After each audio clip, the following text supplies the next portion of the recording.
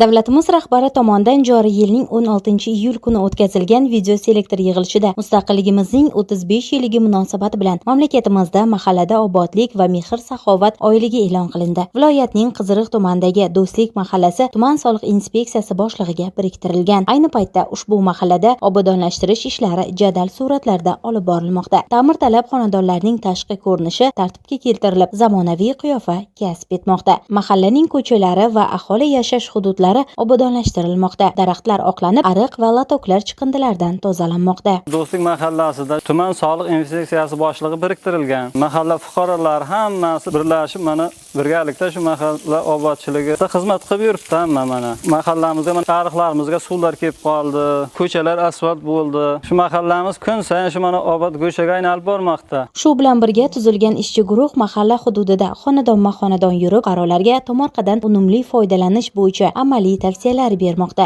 Eng muhimi, mahalla ahli ham ushbu ezgu tashabbuslarda faol ishtirok etmoqda. Amalga oshirilayotgan ishlar samarasi esa yurtboshimiz ta'kidlagandek, eng avvalo mahalla qiyofasi va odamlarning kayfiyatida yaqqol namoyon bo'lmoqda. Muqaddas Panjiyeva, Ilyos Rahmatov, tafsilot informatsion dasturi uchun.